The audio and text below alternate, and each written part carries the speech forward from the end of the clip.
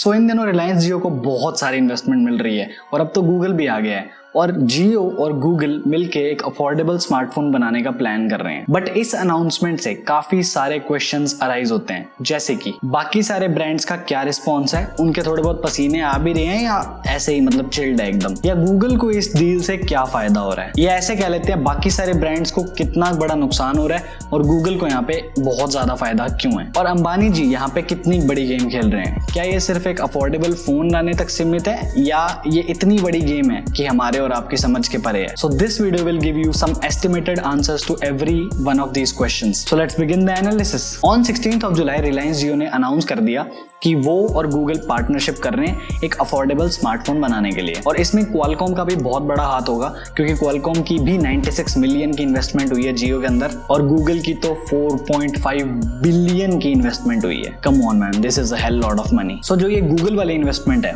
ये software sites को संभाल रही है और जो क्वालकॉम वाली इन्वेस्टमेंट है वो हार्डवेयर साइड को संभाल रही है। और गूगल इस गेम में इसलिए है क्योंकि जैसे 2017 में गूगल ने अपना एंड्रॉइड गो निकाला था, स्टॉक एंड्रॉइड का एक लाइटर वर्जन जो कि बहुत ही अफोर्डेबल फोन्स में चल सके, ऐसा सेम वो जियो के लिए भी कर रहा है। गूगल एक ओएस बनाएगा स्पेशली जियो वाले फोन्स के लिए जो कि एंड्रॉइड ऑपरेटिंग सिस्टम पे बेस्ड होगा और ये उन 4G या 5G फोन्स में जाएगा जो जियो डिजाइन करेगा। तो हार्डवेयर लेवल का तो ठीक है बट डिजाइन जियो करेगा तो I am not sure how they will look like. Now for a moment let's look at other brands और यहाँ एक्चुअल चीजें शुरू होती है जो हम बात कर रहे थे कि हमें सारे आंसर्स यहाँ से मिलने शुरू होंगे। एक बार आपको लगेगा कि मैं काफी अजीब सी बातें कर रहा हूँ बट एंड तक पहुंचते पहुंचते हम सब कुछ जब कंपाइल करेंगे तो आपको एग्जैक्टली समझ में आ जाएगा कि हो क्या रहा है। स्टार्टिंग विद सैमसंग इस टाइम पे अपनी M सीरीज पे बहुत ज्यादा ध्यान दे रहा है और इसलिए आपने देखा होगा कि आजकल उसकी जो M सीरीज के फोन है वो बहुत जल्दी लॉन्च हो रहे हैं क्योंकि उनको पता है कि अगर अभी हमने ऑडियंस को एक्वायर नहीं किया तो बाद में तो हम कर भी नहीं पाएंगे। और सैमसंग की M सीरीज वाले जो सस्ते फोन्स है वो बिक भी रहे हैं। अब मुझे कैसे पता, और बाकी जो डोमिनेटिंग प्लेयर्स हैं चाइनीज वाले उनका क्या है। पहली बात तो गवर्नमेंट बहुत ज्यादा इस चीज में काम कर रही है बॉयकॉट चाइना को लेकर के, तो चाइनीज ब्रांड्स के लिए प्रॉब्लम तो पहले से ही है। लेकिन अब जरा मार्केट शेयर देखो, Xiaomi हमेशा बहुत आगे चल रहा है और सैमसंग क्योंकि बहुत पहले मार्केट को डोमिनेट करके रखता था, लेकिन अभी अगर हम चार्ट्स देखेंगे तो आपको देखेगा Xiaomi ऑलमोस्ट हर क्वार्टर में डोमिनेट करता है। Q3 2019 से हमें सैमसंग की सेल्स में डिक्लाइन हो गया, वो 20% हो गया Q3 के अंदर, Q4 के अंदर वो 18% और Q1 2020 के अंदर वो 16% हो गया। लेकिन इंडिया चाइना डिस्प्यूट के बाद सैमसंग के पास अराउंड 10% का इंक्रीमेंट आ गया। So now Samsung has its move और वो इस मूव को बिल्कुल भी लूज नहीं करना चाहते और अभी इंडिया में अराउंड 560 मिलियन यूजर्स हैं इंटरनेट के और 2023 तक ये नंबर जाएगा 650 मिलियन तक। तो ग्रोथ कितनी होगी, अराउंड 100 मिलियन की। तो हर कंपनी चाहती है आप शुरुआत करो उनके फोन से, और ये सब शुरू किसने किया,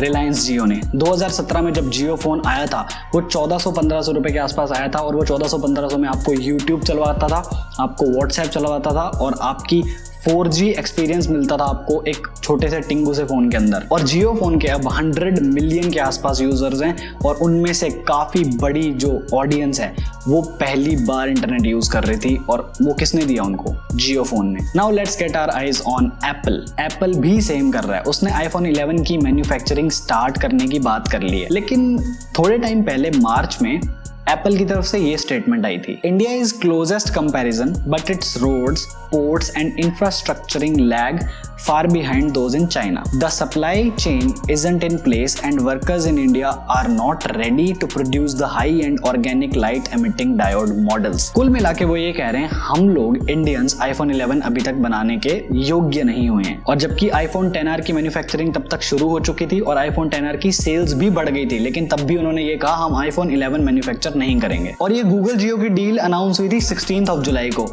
और 24th जुलाई को हमें एप्पल की तरफ से डिसीजन आ गया कि हाँ हम iPhone 11 इंडिया में लेके आ रहे हैं का मतलब हम इंडिया में बनाना शुरू कर रहे हैं। और ये चीज हम सबको पता है कि एप्पल इतनी जल्दी डिसीजंस बदलने वालों में से तो बिल्कुल भी नहीं है। तो अब क्या अचानक से रोड्स और इंफ्रास्ट्रक्चर सब कुछ ठीक हो गया, मतलब इंडिया के लोग कैपेबल हो गए, अब लेबर कैपेबल होगी iPhone 11 बनाने के। कम ऑन, एप्पल देखता सब है, उसे सब दिख रहा है, ये बड़ी बड़ी इन्वेस्टमेंट, इंडिया चाइना डिस्प्यूट, उसको सब कुछ दिखता है, इसलिए उसको ये स्टेप लेना पड़ा। और iPhone 12 भी इंडिया में बनने की बात हो रही है और मैंने तो ये भी सुना है कि उसका जो बेस मॉडल है वो 50,000 रुपए से शुरू होगा। मैं कुछ नहीं कह रहा, मैं बिल्कुल चुप हूं, मैं कुछ भी नहीं कह रहा। और ये सेम OnePlus करने की कोशिश कर रहा है, OnePlus Nord Lite, Clover या what ever the phone is called. और ये बहुत ही फूलिश डिसीजन लगता है मुझे OnePlus की तरफ से, तो एटलीस्ट इस पे हमने पूरी वीडियो बना रखी है, आप चाहो तो देख लो। सो अब गूगल को इससे कितना बेनिफिट हो रहा है। गूगल वांट्स कि जो वो फर्स्ट टाइम यूजर जो पहली बार एक फोन लेगा, जो पहली बार एक स्मार्टफोन एक्सपीरियंस लेगा, वो एक एंड्रॉइड से शुरू करे। उसे पता होना चाहिए इसके अंदर एंड्रॉइड चल रहा है, सो दैट कि उसके पास काफी सारी गूगल सर्विसेज का एक्सेस हो, जैसे कि गूगल पे और Google play music and whatever. And most of the Indians Android he afford कर सकते हैं, और गूगल को भी ये चीज पता है, इसलिए वो इस एरिया को कैप्चर करने की पूरी कोशिश कर रहे हैं। और उनको पता है कि एप्पल ये चीज नहीं करेगा बिकॉज ऑफ स्टेटस, और उनको ये भी पता है कि नया बंदा अगर शॉप पे जाएगा तो वो 1 लाख का फोन तो डेफिनेटली नहीं लेने वाला। जो मर्जी हो जाए, एप्पल अपने स्टैंडर्ड्स बिल्कुल भी लो नहीं करेगा।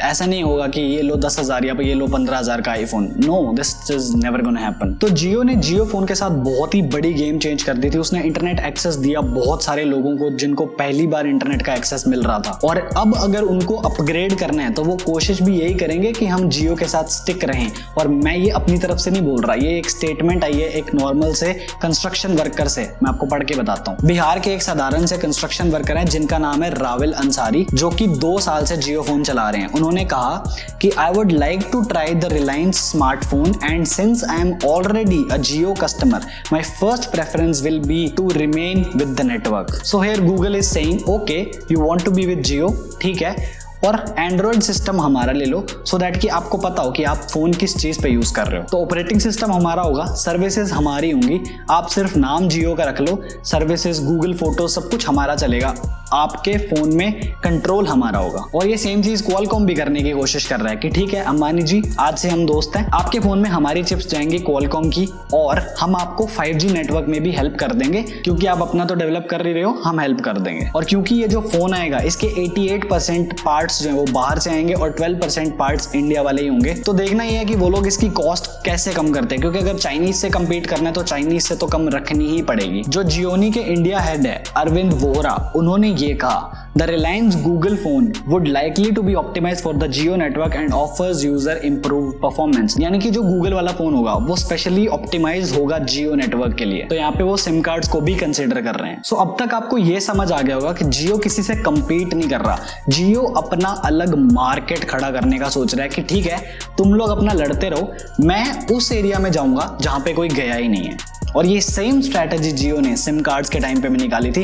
उसने प्लान सस्ते करके नहीं निकाले, उसने प्लान्स फ्री निकाले कि ठीक है तुम आदत डालो मेरे नेटवर्क की, उसके बाद मैं तुमसे पैसे चार्ज करूंगा एक अफोर्डेबल प्राइस पे। और जियो को कोई रोक तो सकता नहीं है, because best friend helps best friends. बाकी आप समझदार खुद हो। और धीरे धीरे जियो हर सेक्टर में आ रहा है, क्योंकि वो फिनटेक में तो आ ही चुका है, और टेक्नोलॉजी वाले सेक्टर में तो चलो उसने शुरुआत ही करी थी, और ग्रोसरी वाले सेक्शन में भी वो आ चुका है, जहां वो ग्रोफर्स, बिग बास्केट और इन सबसे कम्पीट कर रहा है। और उसने Amazon जैसी भी ऐप बनाने का सोच ही लिया है, तो Amazon के साथ भी वो डायरेक्टली कंपीट करेगा। तो Amazon ने भी हाथ मिला लिया, कहता ठीक है तुम कंपटीशन करते रहो लेकिन अपन दोस्त भी रहेंगे। और जियो वाईफाई वाले सीन के अंदर भी है, जियो म्यूजिक वाले सीन के अंदर भी है जियो सावन से, और जियो ट्रांजैक्शन वाले सीन्स में भी है जियो मनी से, और माइक्रोसॉफ्ट के साथ बात चल रही है एक्सबॉक्स रिगार्डिंग समथिंग, तो गेमिंग वाली चीज में भी आ ही रहा है। मैं सही बता रहा हूँ, वो दिन बिल्कुल दूर नहीं है जब आप एक बर्गर खा रहे होगे और कहीं ना कहीं वो मुकेश अंबानी जी से एसोसिएटेड होगा। आई होप अब आपको समझ में आ गया होगा कि क्या मास्टर प्लान चल रहा है। सिंपल सी स्ट्रेटजी ये है कि हम कंपीट नहीं करेंगे, हम एक ऐसे मार्केट को टारगेट करेंगे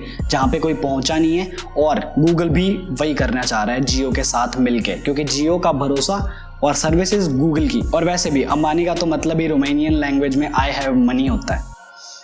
So this was my analysis of Jio Google partnership or Jio Google master plan, whatever you may call it. So that is it for this video. Thanks a lot for watching. I am Devanshu and I am on leave till the next one. Bye bye.